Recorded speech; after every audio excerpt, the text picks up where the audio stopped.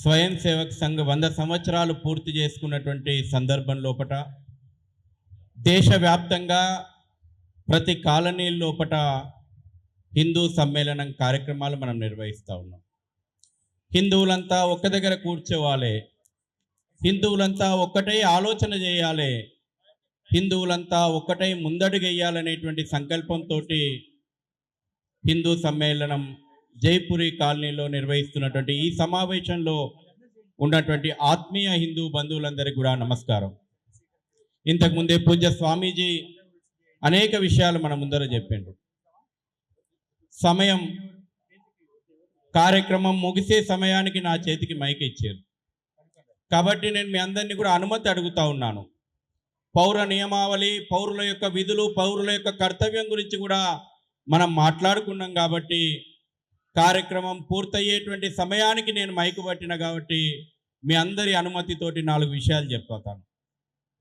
కార్యక్రమమైనటువంటి ప్రధానమైనటువంటి ఉద్దేశం కూడా అందుకే కాబట్టి చెప్పాల్సిన బాధ్యత నా మీద ఉంది. వేదిక మీద ఏర్పాటు చేసుకున్నటువంటి యొక్క బ్యాక్డ్రాప్ లోపట సింహవాహిని అయినటువంటి తల్లి భారతి యొక్క చిత్రపటాన్ని మనం వేసుకున్నాం. ఛత్రపతి శివాజీ మహారాజ్ యొక్క వీరోచితమైనటువంటి పోరాటాలకు గుర్తుగా ఆ గంభీరమైనటువంటి రూపం వేసుకున్నాం. రాణి అహల్యాబాయి హోల్కర్ తల్లి మాతృమూర్తి యొక్క చిత్రపటాన్ని మనం వేసుకున్నాం. రాణా ప్రతాప్ యొక్క చిత్రపటాన్ని మనం వేసుకున్నాం.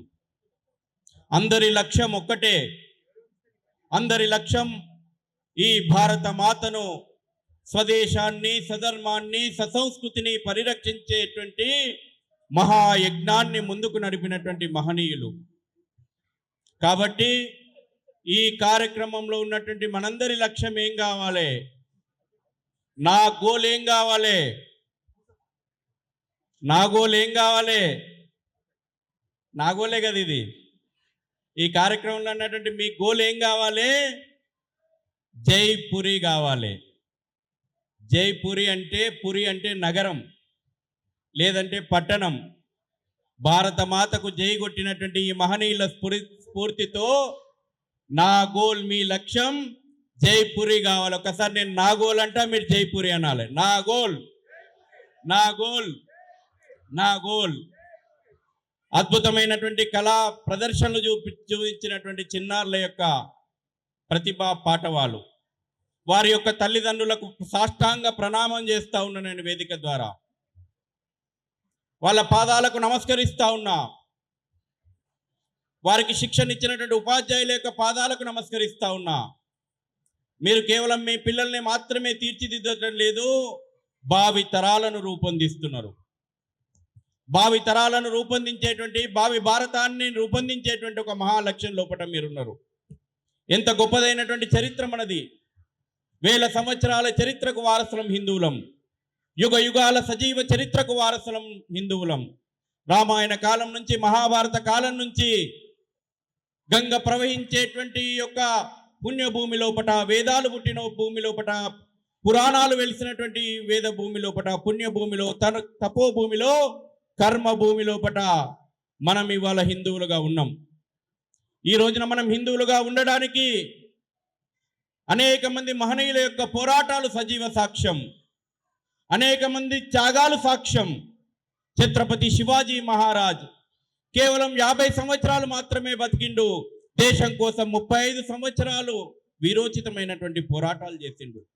తన జీవితం అంతా ఈ దేశాన్ని, ధర్మాన్ని రక్షించుకునేటువంటి ఒక మహాయజ్ఞాన్ని నడిపినటువంటి ఆ మహనీయుని యొక్క స్ఫూర్తి త్యాగం ఇవాళ హిందువుగా నిన్ను నన్ను నిలబెట్టింది. ఛత్రపతి శివాజీ మహారాజుకు వ్యాఘ్ర అనేటువంటి ఒక కుక్క ఉంది. అది కూడా ఎంత విశ్వాసపాత్రం అంటే, శివాజీ జరిపిన ప్రతి పోరాటం లోపల, దేశ సేవలో ఆ వ్యాఘ్ర అనేటువంటి కుక్క కూడా పాల్గొన్నది. చివరికి శివాజీ మహారాజ్ చనిపోతే ఆ చితి మంటల లోపల దూకి తన యొక్క దేశభక్తిని నిరూపించుకుంది ఆ కుక్క. రాణి అహల్యాబాయి హోల్కర్ యొక్క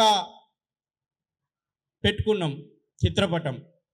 మొఘలుల సామ్రాజ్యం లోపట, మొఘలుల దాడుల లోపట కూల్చివేయబడ్డటువంటి అనేకమైనటువంటి దేవాలయాలను పునర్నిర్మించి దేవాలయం అంటే కేవలం ఒక దేవుని దర్శనమే చేసుకోవడం కాదు. దేవాలయం హిందూ శక్తికి కేంద్ర బిందువు, హిందువు యొక్క స్వాభిమానానికి కేంద్ర బిందువు, హిందువు యొక్క ప్రేరణకు కేంద్ర బిందువు, హిందువు యొక్క చైతన్యానికి కేంద్ర బిందువు అని ఈ రోజు మనం దర్శనం చేసుకుంటున్నటువంటి కాశీ పుణ్యక్షేత్రంతో పాటు అనేక పుణ్యక్షేత్రాలను తిరిగి నిలబెట్టినటువంటి తల్లి రాణి అహల్యాబాయి హోల్కర్. రాణా ప్రతాప్ యొక్క చిత్రపటాన్ని మనం వేసుకున్నాము.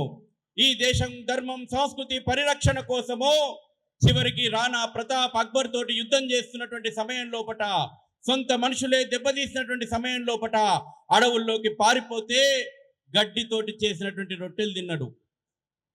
మతం మారడానికి సిద్ధపడలేదు అక్బర్. అన్నాడు, ఏ ప్రతాప్, నువ్వు మతం మారు, నీకు రాజ్యం ఇస్తా, నీకు భోగభాగ్యాలు ఇస్తా అన్నాడు.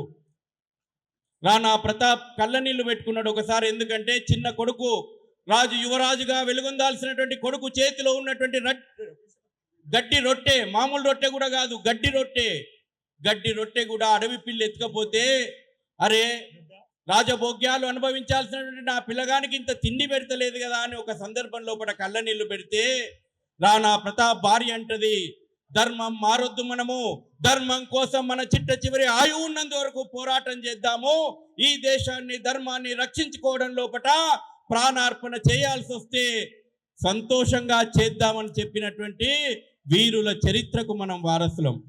ఆ గుర్రం ఉంది కదా, అది చేతక్ అనేటువంటి గుర్రం. మనకు బజాజ్ చేతక్ కాదు, బజాజ్ అనే కంపెనీ దాన్ని స్ఫూర్తిగా పెట్టుకునే చేతక్ అని పేరు పెట్టింది.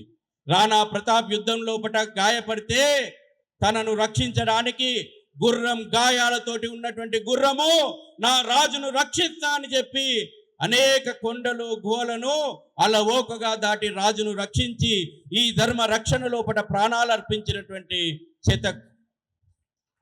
ఇది మన చరిత్ర. ఆర్ఎస్ఎస్ 100 సంవత్సరాలు పూర్తి చేసుకుంది. ఎందుకు ఆర్ఎస్ఎస్ స్థాపన చేయాల్సి వచ్చింది, ఎందుకు ఆర్ఎస్ఎస్ స్థాపించుకున్నాం, ఈ విషయాలు ఖచ్చితంగా ఈనాటి సమావేశంలో మీకు తెలియాల్సినటువంటి అవసరం ఉంది. ఈ దేశం హిందూ స్వాభిమానం, వీరోచితమైనటువంటి పోరాటాలకు మనం వారసులము, కొదవేం లేదు. కానీ సమాజంలో ఎప్పుడెప్పుడైతే హిందువు స్వాభిమానం లేకుండా తయారైండో, ఎప్పుడెప్పుడైతే హిందువు లోపల ఆత్మవిశ్వాసం కోల్పోయిండో, నేపాల్ పశుపతినాథ్ దేవాలయం ఇవాళ నేపాల్ దేశంగా మారిపోయింది. హిందువు బలహీనంగా నాకెందుకులే అని స్పృహ లేనున్నటువంటి కారణంగా 1906 సంవత్సరం లోపట బర్మా ఈ దేశం నుంచి, మయన్మార్ ఈ దేశం నుంచి విడిపోయింది. అదేవిధంగా 1947 లోపట లక్షలాది హిందువుల యొక్క రక్తం ఏరులై పారుతుంటే ఈ దేశానికి మనం స్వాతంత్రం తెచ్చుకున్నాం. డాకేశ్వరి శక్తిపీఠం ఉన్నటువంటి నగరం ఇవాళ ఢాకా నగరంగా మారిపోయింది. ఈ విధంగా చెప్పుకుంటూ పోతే భారత మాత ముక్కలు ముక్కలవడానికి కారణం శత్రువు యొక్క బలం కాదు, మన లోపట ఉన్నటువంటి బలహీనతనే. శత్రువు బలం కాదు, వీరోచితమైనటువంటి పోరాటాల చరిత్రకు వారసులం కదా మనము. ఎప్పుడెప్పుడైతే తాత్కాలికంగా ఈ దేశం ఓడిపోయిందో మళ్ళీ ఎవరో ఒక మహనీయులు ఉద్భవించిర్రు. అది ఒక ఇంతకుముందు పూజ్య స్వామీజీ చెప్పినట్టు ఒక విద్యారణ్యులు అయితేనేమి విజయనగర సామ్రాజ్యాన్ని స్థాపించిండు, ఒక సమర్థ రామదాసు ఛత్రపతి శివాజీని నిర్మాణం చేసి హైందవి సామ్రాజ్యాన్ని చేసిండు. భక్తి ఉద్యమాలు ఈ దేశంలో ఇప్పుడు జరిగినాయి, వీరోచితమైనటువంటి పోరాటాలు జరిగినాయి.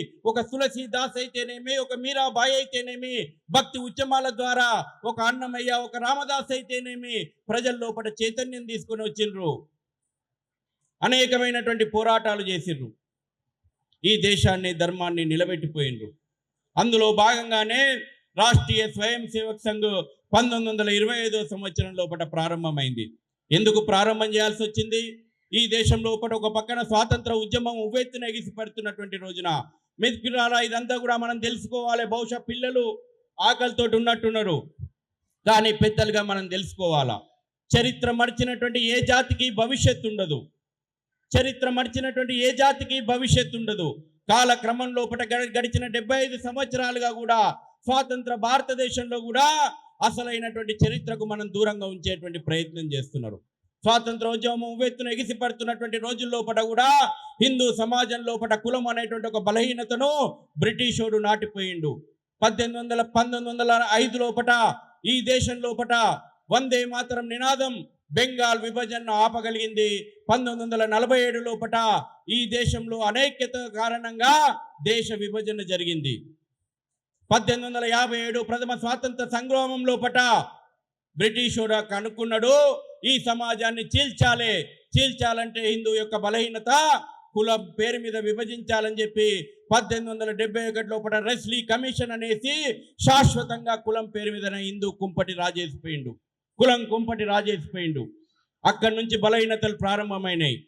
1905 లోపల నేను ఇంతకుముందు చెప్పినట్టు ఏ వందే మాతరం యొక్క నినాదం అయితే ఈ జాతిని ఒకటిగా నడపగలిగిందో, వందే మాతరం నినాదం మాకొద్దు, ఈ దేశం లోపల మేము వందే మాతరం అనము అని 1906వ సంవత్సరం లోపల ముస్లిం లీగ్ అనేటువంటి ఒక పార్టీ పుట్టుకొచ్చింది. చప్పట్లు కొట్టే విషయం కాదు ఇది. ఈ దేశాన్ని విభజిస్తామని, మతం ఆధారంగా విభజిస్తామని చెప్పి 1906లో ముస్లిం లీగు ప్రారంభమైంది.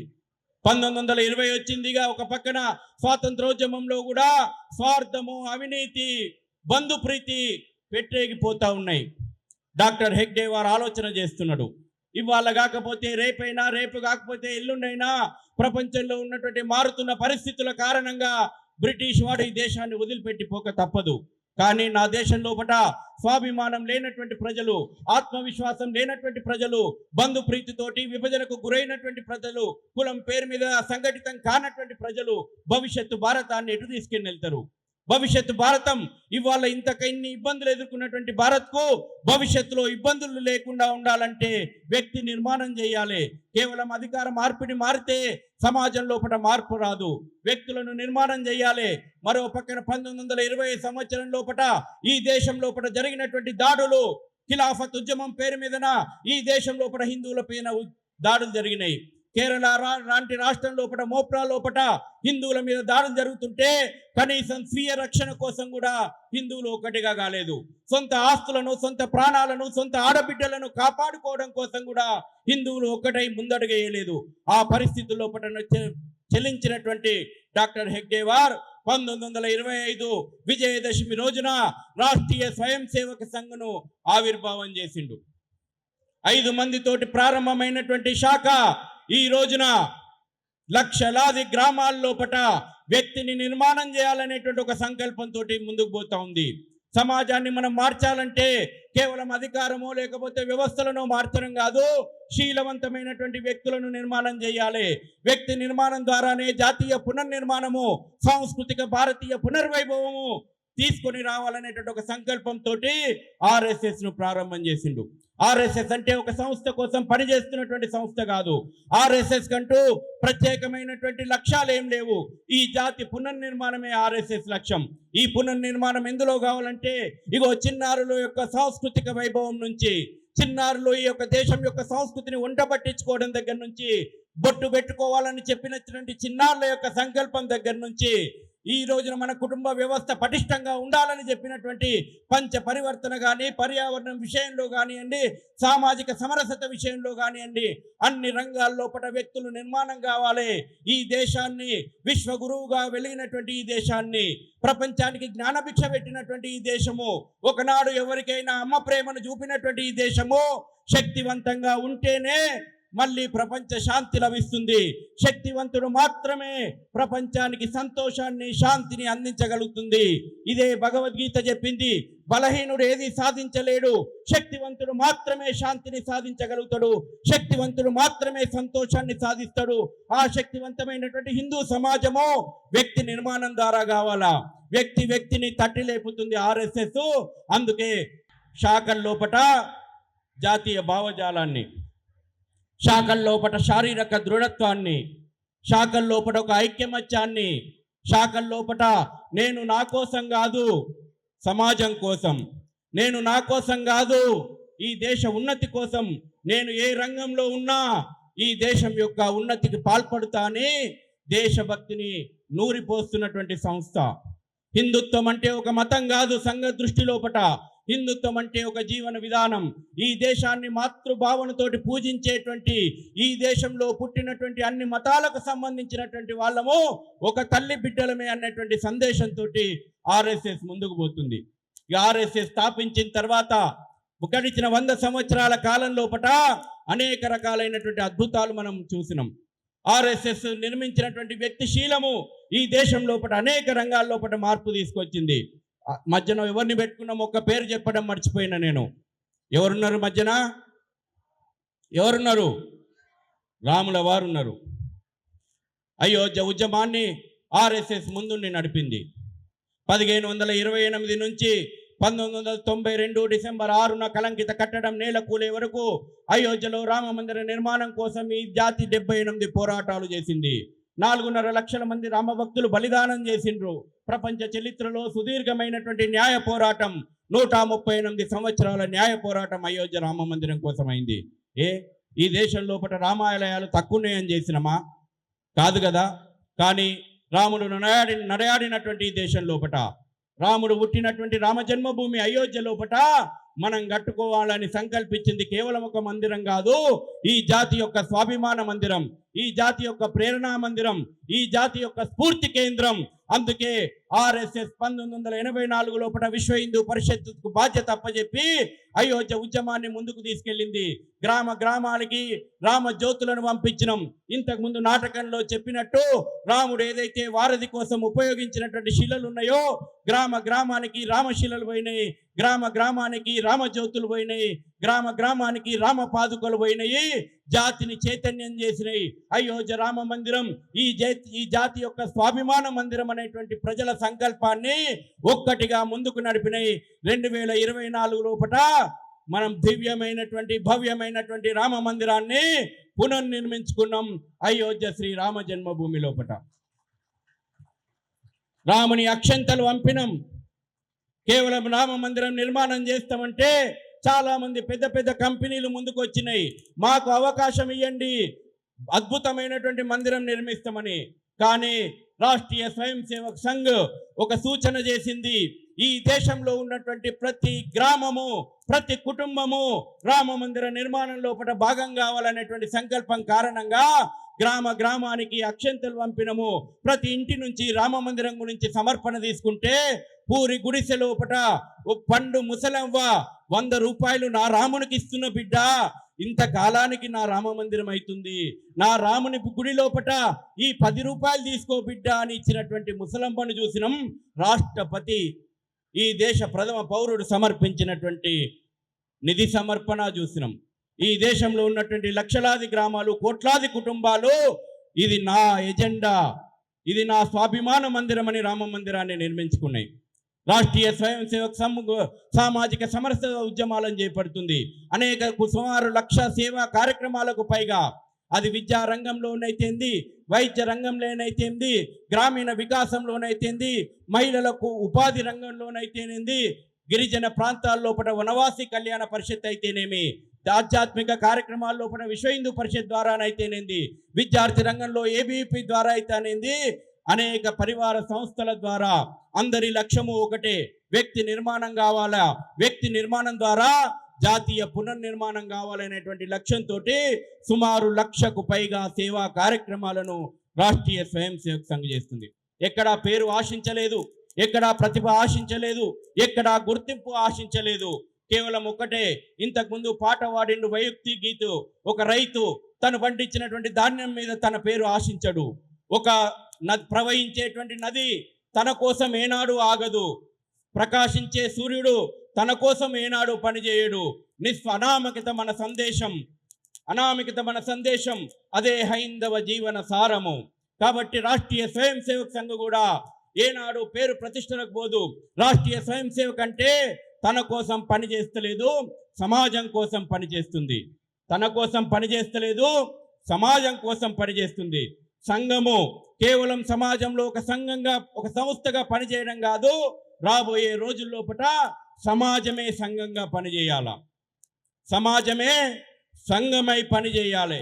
ఈ ఎజెండా కాషాయపు పతాకం, మన భగవద్ధ్వజం ఏదైతే ఉందో, ఇది కేవలం మన యొక్క సంస్థ చిహ్నం కాదు, యుగ యుగాల సంస్కృతికి, మన యొక్క రామాయణ మహాభారత గాథలకు, వీరోచితమైనటువంటి పోరాటాలకు సగర్వంగా నిలబడిందే భగవద్ధ్వజం. ఈ భగవద్ధ్వజం మీది కాదా? కాదా? కాదావునా? కాదావునా? కాబట్టి రాష్ట్రీయ స్వయం సేవక్ సంఘ్ గురువుగా భగవద్ధ్వజాన్ని తీసుకుందంటే మనందరి గురువు ఏం కావాలి? ఏం కావాలి? భగవద్ధ్వజం కావాలి. అవునా కాదా? నాకు ఇచ్చిన సమయం అయిపోయింది. ఈ విషయాలు తప్పకుండా మీకు చెప్పాలి. హిందూ సమ్మేళనం యొక్క లక్ష్యం అదే. అద్భుతమైనటువంటి ప్రదర్శనలు చూసినాం, రకరకాలైనటువంటి విషయాలు చర్చించుకున్నాం. కాబట్టి మిత్రులారా, జైపురి కాలనీ చుట్టుపక్కల కాలనీలో ఉన్నటువంటి మీ అందరూ కూడా సమయాన్ని త్యాగం చేయండి. సమయాన్ని త్యాగం చేయండి. ఈ రోజుల్లో ఇప్పుడు ఒక ఛత్రపతి శివాజీ లాగానో, ఒక రాణా ప్రతాప్ లాగానో, ఒక ఝాన్సీ లక్ష్మీబాయి లాగానో, ఒక రుద్రమదేవి లాగానో ప్రాణత్యాగం చేయాల్సిన అవసరం లేదు. కానీ సమయాన్ని త్యాగం చేయండి. మీ చుట్టుపక్కల ఉన్నటువంటి ఒక బాల సంస్కార కేంద్రాన్ని తయారు చేయండి. ఇవాళ పిల్లలకు చెప్పేటోళ్ళు లేరు. ఒడి గుడి బడి తన యొక్క పనిని పక్కన పెట్టినాయి. తల్లి ఒడి సంస్కారం ఇవ్వాలి. మొదటగా పిల్లలను తీర్చిదిద్దేది తల్లి ఒడి. తల్లి ఒడి వాళ్ళ సీరియల్ లోపల, టీవీ సీరియల్ లోపల బందీ అయిపోయింది. పొద్దున్న లేస్తే అత్త కోడళ్ళు ఎట్లా కొట్లాడాలి, ఆస్తుల కోసం ఎట్లా పంచాయతీలు పెట్టుకోవాలా, ఒక్క సీరియల్నన్నా 10 నిమిషాలు నవ్విన ఆడమూర్తి క్యారెక్టర్ ఉండదు. ఎప్పుడూ కళ్ళపొంటి నీళ్ళు. నటీనటులను చూస్తే నాకు బాధ అనిపిస్తుంది. ఇల్లు పాప మా కళ్ళు ఎంత బాధపడుతున్నాయో అని. ఒక్క సీరియల్లో కూడా 2 నిమిషాలు నవ్వు ముఖం చూపెట్టేటువంటి నా స్త్రీమూర్తిని చూపెట్టరు. కోపంతోటోనో, లేకపోతే కుట్రలతోటోనో, లేకపోతే ఏడుపులతోటోనో ఉండేటువంటి స్త్రీమూర్తిని ప్రతి ఇంటి లోపల చూపెడుతూ తల్లి ఒడిని పిల్లలకు సంస్కారం ఇవ్వకుండా తయారు చేసినాయి. తర్వాత గుడి ఇవాళ శక్తి కేంద్రంగా ఉండాలి. గుడి కేవలం దర్శనం కోసం కాదు. ఇవాళ హిందువా, నీవు శక్తివంతంగా నువ్వు దసరా ఎందుకు చేసుకుంటున్నావు, దీపావళి ఎందుకు చేసుకుంటున్నావు? రాక్షస సంహారం చేసినావు కాబట్టి దసరా రోజు ఆయుధ పూజ చేస్తున్నావు, దీపావళి రోజు పండుగ చేసుకుంటున్నావు. నీవు పూజించేటువంటి దేవీ దేవతల యొక్క చేతులు ఆయుధదారులు ఎందుకున్నారు? శక్తిని పూజించు, శక్తిని సముపార్జించు, శక్తిని ఆర్జించు. అందుకోసం దేవాలయం ఒక శక్తి కేంద్రంగా, ఒక స్ఫూర్తి కేంద్రంగా ఉండాలి. అందుకే ప్రతి పండుగ రోజు కుటుంబాలతో సహా మీరు దేవాలయానికి పోవాలి. దేవాలయాన్ని ఒక సంస్కార కేంద్రంగా తీర్చిదిద్దాలి. ఇటువంటి చిన్నాళ్ళతోటి కార్యక్రమాలు ఏర్పాటు చేయండి. ఇవాళ చాలా మందికి అవకాశం దొరకలేదు. ప్రతి పండుగ లోపల చిన్న పిల్లలతోటి సాంస్కృతిక కార్యక్రమాలు చేయాలా. ఇవాళ బడి కూడా మన సంస్కార కేంద్రంగా లేదు. కాబట్టి రాష్ట్రీయ స్వయం సేవక్ సంఘకు సమయం ఇవ్వండి. మీరందరూ కూడా రాష్ట్రీయ స్వయం సేవక్ సంఘలో అనేక కార్యక్రమాల రూపకల్పన ఉంటే మీకు నచ్చినటువంటి కార్యక్రమాల లోపల పాల్గొనండి. ఆ రకంగా ముందుకు పోండి. మనందరం కలిసి, మనమందరి లక్ష్యం ఏది? ఆ తల్లి భారతమాత మళ్ళీ విశ్వగురువుగా స్థానాన్ని అధిష్ఠించడమే. జై భారత్.